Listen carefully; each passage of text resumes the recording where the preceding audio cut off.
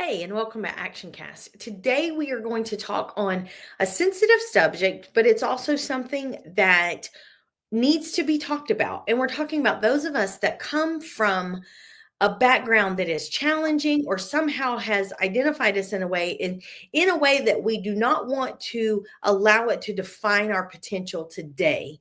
That's the discussion we're going to have today is how you take where you come from and where you want to be, and you do not allow your past to define who you are now and who you are going to be. That's the conversation we're going to have. It's going to be a good one. Welcome to ActionCast.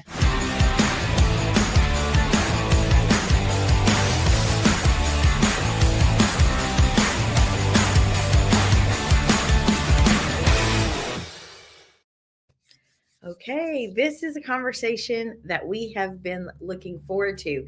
It is also a conversation that can be challenging. It can be challenging for those of us who have some difficulties in our past or things that just sit at the back of our minds and want to tell us something different than who we are or who we are in business situations. And so I want to encourage our home care owners right now that if you're listening to this conversation, when there's parts of this that connect with you and identify with you, I want you to see that as part of your strength and part of the makeup of who we are. And those situations that at one time maybe tried to limit us can be the source of becoming unlimited potential in our lives too. So there is absolutely a way to take that and to redefine how that looks in your life. And today that conversation is something that we are going to have with Jen. And Jen is someone who is very near and dear to us at Home Care Ops. She's part of so much that we do at Home Care Ops. And I would just like to take a moment to introduce Jen. And Jen, tell us a little bit about yourself if you can. Sure. Thanks, Katie. Mhm. I'm Jen Crum. I'm a registered nurse and owner of Qualicare here in Bozeman, Montana. Um, I've been a nurse for a really long time, done a lot of different things, and have been part of the ALE community for a few years now, a couple of years, and just really get a lot out of the connections that I've made and just the warmth and the real relationships. I will say this, and like you said, we do know each other through Action Leaders, and that's how we've worked together. But I have known you for a couple of years, and you're the person that's always working on something. Like I've never seen you to where you don't have a, hey, we're working on that, or hey, we're doing this right now. You always have the next step, like planned out, mapped out, at least where you want to get to. I mean, obviously, this is a business and there's always going to be ways and structures that we're improving.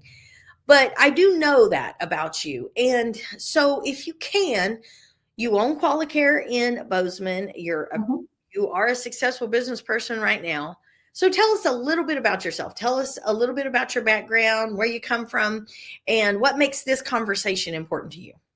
Yeah, so a few of the folks in our closer group know a lot about me. I'm gonna share a little bit today as far as what those kind of humble beginnings, right? And I think we should all still keep ourselves humble, but you know, I was raised by a single father in the 70s, and life was different then. It really was. Times were tough in a lot of ways, and I always knew that dad loved me, but I did not always have a good role model, and certainly not what you would consider a mentor.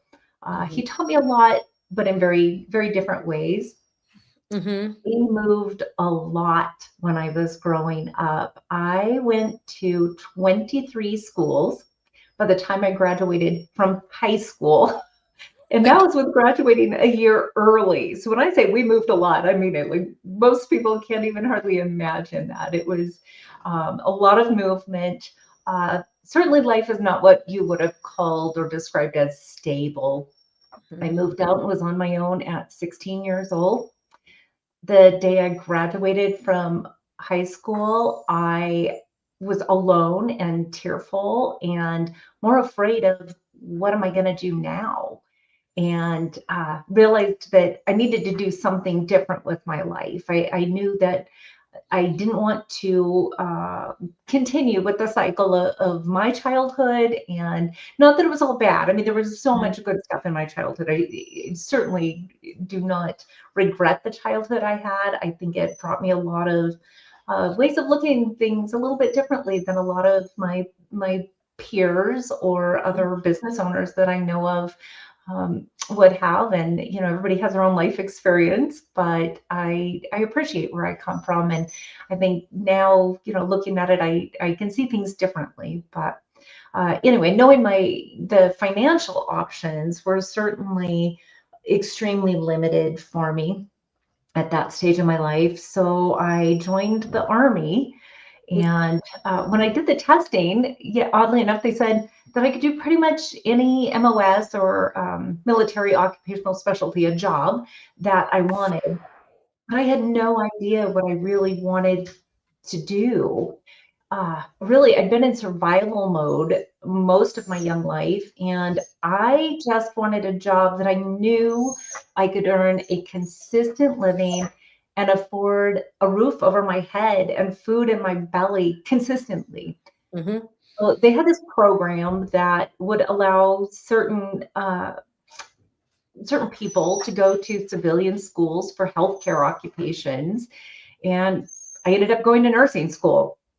So That's I awesome. certainly, Yeah. uh, No, I was no, gonna say no. I'm like listening, and the part of your story I'm attaching to too is to see that a lot of times when we discuss the challenges that we come from, it's hard to separate recognizing the challenges with thinking we're being critical of the people that loved us or that cared for us. right, Like it is a challenge to say, oh, I come from this or I come from that, because it kind of sounds like a referendum against who was doing the best they could at the time. And they were doing better than those maybe that come before that. Like each generation, like that is who, as a culture, as a society, each generation is just supposed to find the path and do the best they can with the path that they're on. And so, and that's a good point, is that a lot of times looking back at our past, it almost there's like a guilt layer if we look at it for some of the hardships or some of the, sometimes there's even like, well, there's going to be trauma that associated with life, and there's going to be things associated, and then we always have a guilt like, oh well, that I shouldn't think of them in that way. But also for us, and this in this conversation we're talking about it as a business owner. um it's also helpful for us to realize that recognizing the truth of something isn't putting down those that was a shared experience for them too. They were in there living it just like we were. So, and they were absolutely. doing the best they could. So this isn't any kind of criticism on anything of who was trying to nurture us. And obviously they did a good job, and maybe not in the classic sense that every time that people would think that, but look where you are, look at the fight you have, look at the instinct of survival that you have. And I will say this observationally, and this is dealing in coaching, I see this a lot. There are a lot of people that get stuck in survival, and survival is good, and they will survive their whole lives. You talk about being a nurse. Nursing is full of these wonderful, talented, skilled, extremely intelligent people Mhm. that will stay working the 7 to 7s, 3 days a week, 4 days a week for the rest of their lives or until they retire. Like, and they will stay in that, and not by choice. Now, there's some people that just loves it. That's what they're called to do. And Hey, that's if they great. love it, Yeah, exactly. That's absolutely, they awesome. should keep But doing there it. is a certain set of those that would want something other than that. They do want to move past that, but they have found survival has turned into just putting their head down and I'm doing pretty good. I can afford a house and a Mhm. car. My kids can go to whatever school I want to. So that's okay. That's good. They accept survival as what. And then you didn't though. You joined the military, you got the RN, and there had to be that moment where you felt like, okay, I'm making some money. I'm doing okay. My life is doing okay. what is that nature in you that didn't settle for that and decided to push and make that extra step to be a business owner? Where did that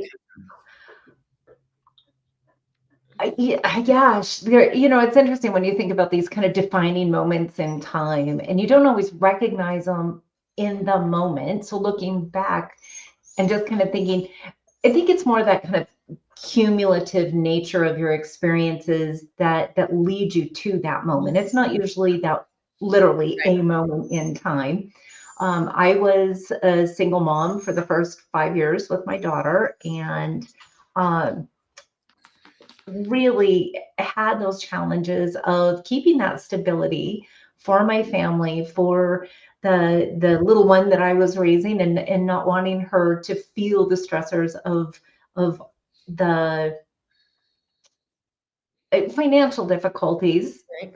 probably is a nice way to say it, that you go through with being a single mom. So um, for those first five years with her, they were tough, and getting through that. And then I got married to a wonderful man that was very supportive and continued to work just a regular job, and had gotten into some leadership roles. And I think that's when I started to see, hey, I might be cut out for more. I might be able to grow and to do, who knows what else, to do more with my nursing degree and with my experiences that I could share with people, and to help bring other people along as we were going Mhm. through a few things. So, in those early leadership roles in home health and home care and in hospice, I think that's when I really started to realize, yeah, maybe there is more I can do.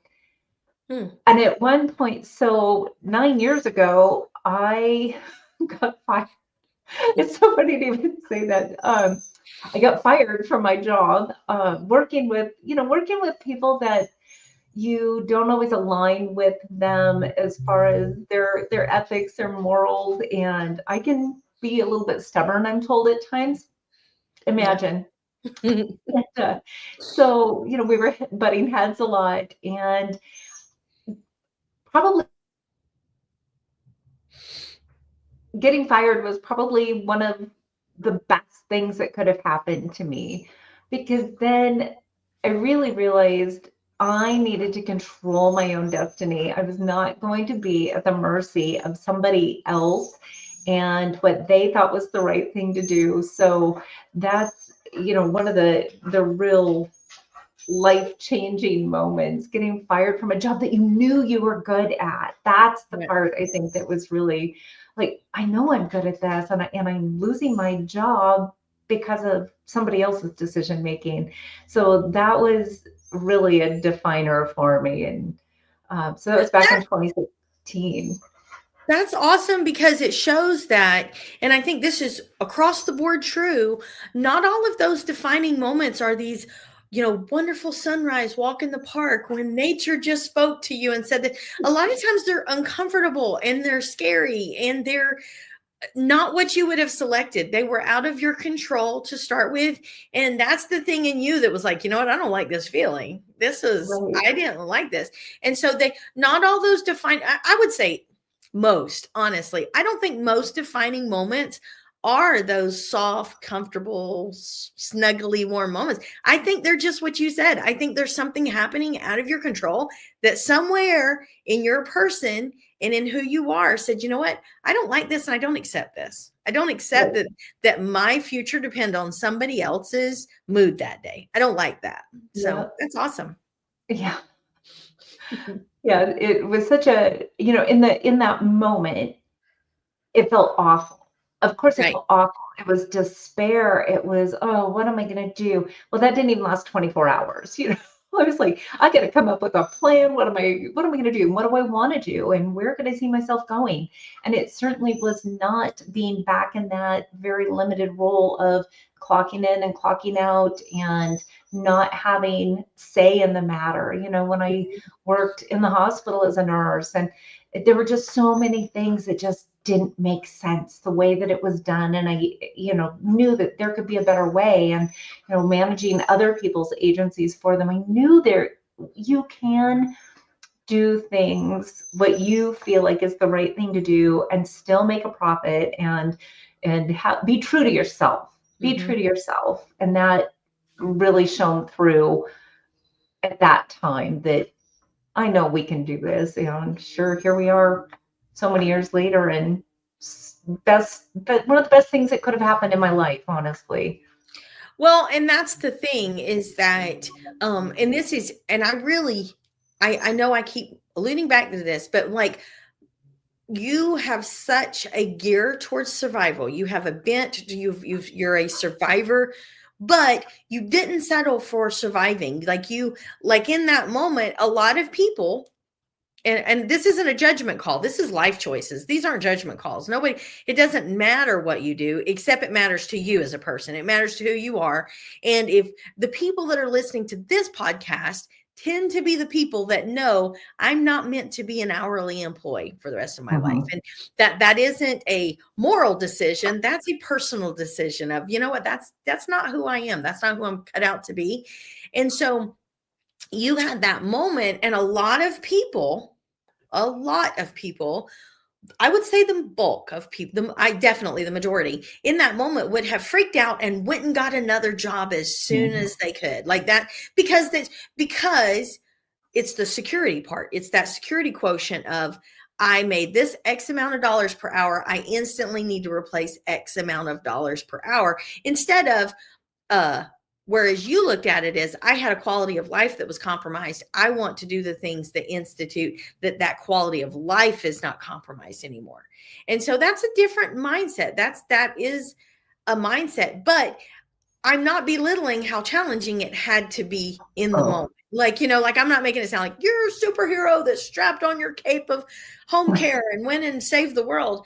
I'm not trying to make it sound like that. I know that these were challenging moments. So about those early days, did you battle with the whole where I came from feelings? Did you have those, or had you put those down? Like, at what point in your journey did you really start handling your past?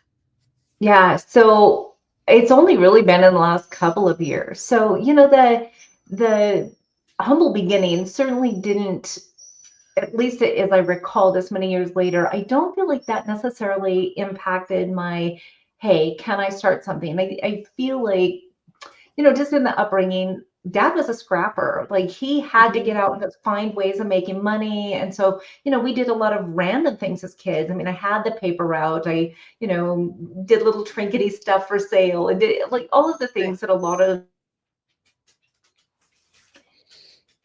And so I don't think that part really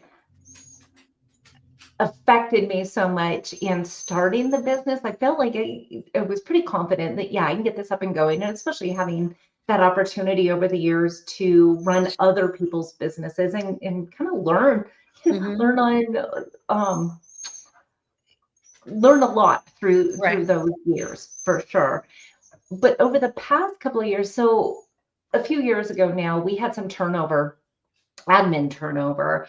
And at that point, I was not sure that I would or even wanted to survive it. I wasn't sure that do I even want to keep doing this? And so kind of had to have some real come to Jesus moments and think this really, is this where I want to be going? Not just, do I have to? Because yeah, I need to earn a living. I knew I have a nursing degree to fall back on. I have business experience to fall back on.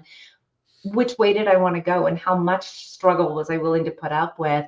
But we had made it through COVID, but our hours were down and really just so were my spirits. I was just so stressed, thought I was literally going to have a heart attack. I was having just so much going on and so much weight. And I had all of this pressure of providing that stable care for our clients and their families and stable jobs for my team. And then, of course, my family and the stability that I needed for my husband and my kids, which was obviously so important to me. But I know I wasn't actually alone, but it felt very alone at that point in time when the admin team had changed over and stuff. And certainly when you grow up the way that I did and just being who I am, asking for help or admitting that I needed help was tough. That was not a thing that I grew up Hmm. learning to do. And it's only been in the last few years that I've had to come to terms with that, that sometimes you need to ask for help. You need to surround yourself with people that are willing to contribute, and even kind of the, little things that other people can help you with. If you just ask, I think most people are actually happy to help you when they can, because it feels good. We spend our whole lives helping people, Right. and we derive pleasure from that. So why are we not reaching out and asking for help? I don't know why that's such a hard thing, but it is. It's Yes. still a struggle, but definitely I feel like, getting better with it. But sometimes the hardest thing to do is exactly what we need to do. And so I just had to make a decision to invest in myself and invest in the business. And once I did that, I really had to look internally and figure out why these folks were leaving and what could I do to create that stability within the business to create more stability for myself. I mean, it was, yes, get the business stable, create stability for me personally, and just reduces some of that stress. And what it really boiled down to, Katie, is like facing my fears Hmm. and figuring out what is it I'm afraid of. Because there were things that I didn't understand about myself at that point, and I had to just really face the fears of abandonment and, you know, figure out what it was I was afraid of. Once I could understand what was stressing the other people out, then I could better lead the organization. And so really I just had to reflect on the fact that I had survived a lot of days up to that point and that I would survive each of those days as well. And so trying to get out of that survival mode, but also what was making me feel like I just had to survive, right? And so understanding, yeah, some of the thing, those uncomfortable things that we just have to look really deep and go, okay, Yeah. what is holding you back? What is it you're really afraid of? What's the worst that could happen? That's awesome. And let me ask you, and like not getting too deep in the weeds. I'm not asking for like an outline, but when you say that, when you say I had to look at this, I had to ask myself those questions. I recognized I was in surround. What tools did you use? What tools are in your belt that actively owners can use to do that? Because there is a place where and I think you're right in that, like you said, with your background, you didn't doubt you could start a business, but there was a point where you dealt with the self-limiting beliefs of, but it's never been this big, but it's never been, like you said, you had a few key people that when they left, that really created some turmoil and created some instability. um so what are some tools that you used in that season where you recognize that? Personal, professional, like what did you do to do that? What are you talking about introspectively? You just asked yourself these questions, like how, what does that process look like for Jen? Yeah, so some of it, getting to the point of understanding what the business structure should look like, um, working with other folks. So, investing in myself in the business. So getting some mentors, and, Mhm. this certainly is not like an ALE commercial in any kind of a Yeah, way, I but thought of that when I said it. I was like, I'm not trying to get you to say that, but I'm actually no, asking, like, because you need, everybody needs something that they can attach to. So what worked for you? right. Well, getting the mentors, honestly, Mhm. and I know this is not necessarily the direction that anybody has steered me to say, so to make that clear, but that was a huge change. It was a huge pivot to even see, working with Jess and Clint and you, and understanding that people come from different places and it doesn't need to be limiting. And for me, it was really, yeah, asking myself a lot of those hard questions. That was internal stuff. Certainly, I read self-help books and do all the Mhm. things that anybody can do, but really just getting to understand why you make the decisions you do and to face your hard truths, knowing your fears and your insecurities can be so empowering. And we all have, you look at anybody in the world, they can Mhm. seem like they have this perfect life, the perfect business, the whatever. It's not perfect. Everybody has their struggles and their challenges, their insecurities. So once I learned why I was keeping people that were not necessarily well suited, but then feeling crushed when they left. So it was that whole fear of abandonment, right? And those early childhood things that happened that I had no control over. Well, now I was trying to kind of control my environment by hanging on to people and keeping people in my life and in my business that weren't really well suited to begin with. So it wasn't fair to them. It wasn't fair to me. It wasn't fair to the growth of the agency. But now that I know that, it's okay. Like, I give myself permission to overcome that fear of abandonment, that if people leave, it might be the right thing for them. It might be the right thing for the business. Sometimes, with somebody quitting that I had just been clinging on to because I didn't want to face the having to replace them and retrain and do all these things, and the setbacks that could cause, and having even desperation hires and trying to make it work, Yeah. how damaging that was to my business. So really, that early on fear of abandonment and those kinds of things were leading me to make poor HR decisions and keep people that were not necessarily the best for the agency. And it wasn't the best for their career trajectory either. And so now, knowing what I know about myself, I can be so much better with my team. But those are hard truths to face sometimes. And um, yeah, some painful exploration, quite honestly. They are, and it's shocking how hard they can be for us. Like, we talk about them, we joke about them. A lot of us have like almost an ability to just make jokes about our past or tell war stories about how poor we were growing up, that we did this or we did that. But we use that as a shield to protect those feelings of Mhm. the vulnerability that environment fights to create with us in to have those self-limiting beliefs. And we always leave with this question, no matter what the conversation's about. But the conversation always comes to land the plane here. If and I know there is, I absolutely know there are owners that are strongly identifying with this, and they see themselves in so much of your story, and especially in where you are right now. um if they see that this is playing into their potential, they're tired of it sabotaging them when they walk in, and they can't, I mean, we hear the stories of people that, call crying because they couldn't stand up and talk to a chamber of commerce meeting or and it's just demoralizing when you have a chance like that for your business, and then you can't act on it because of something that comes up, and you're just so frustrated with it. You're so frustrated of that limiting you. You're so frustrated of those self-limiting beliefs defining your course where you're at.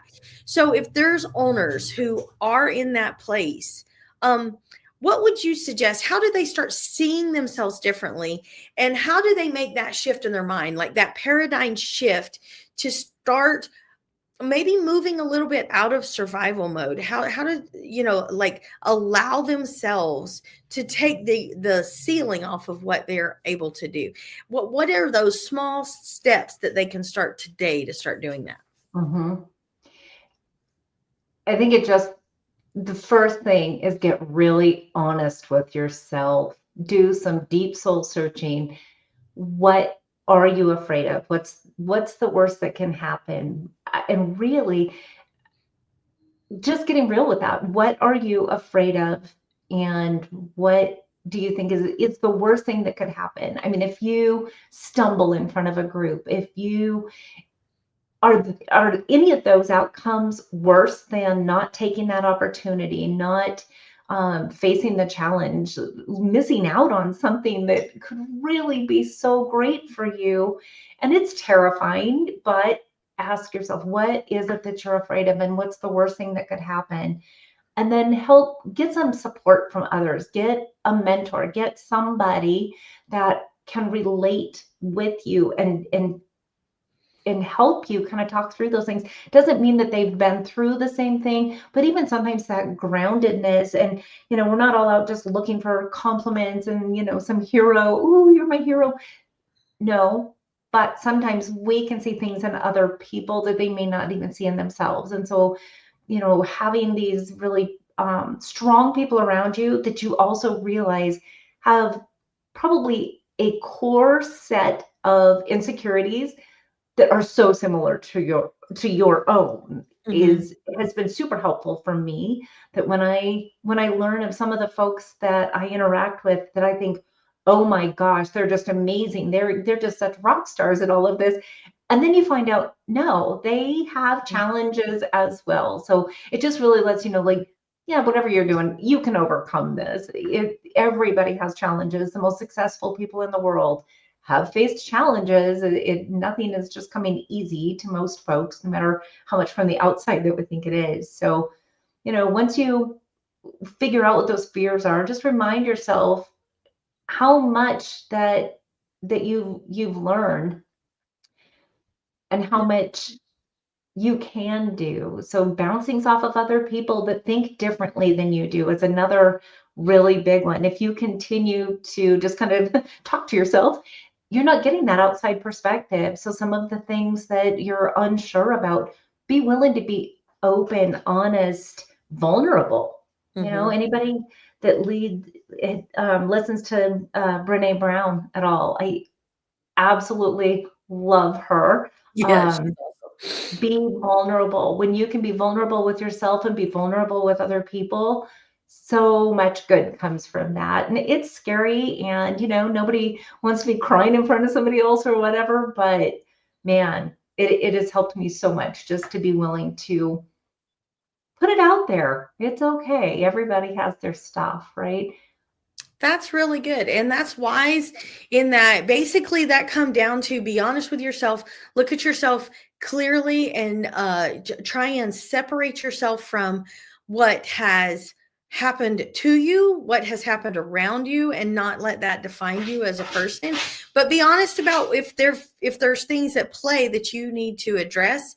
And also understanding that we are a society of shared circumstances, that people, even those that you maybe see operating in their potential or in their power, that's not the sum total of who they are either. They have life experiences that um I write a lot.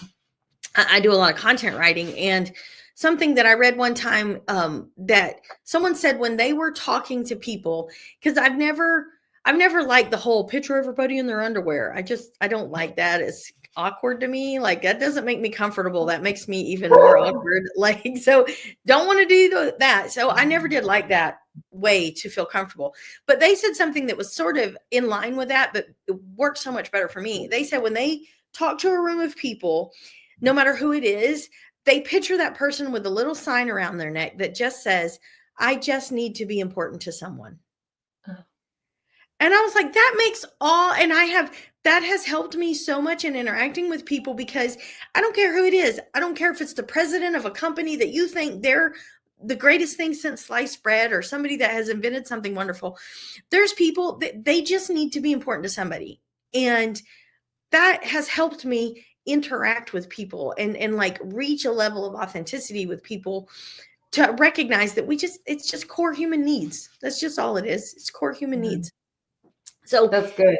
That's really good. thanks. It has helped me. And this conversation has helped me and our home care owners more than you know. And I say that because it has helped me, because this was a conversation between you and I, but also this was a conversation with home care owners. This is a group that we both know.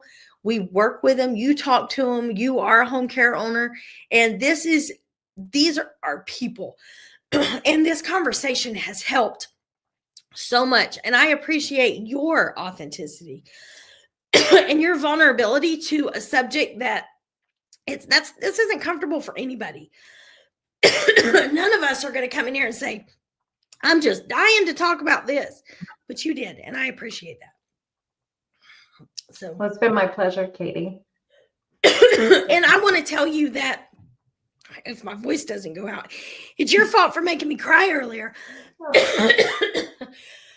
But this conversation is what changes home care, because these are the moves that owners have to make every day.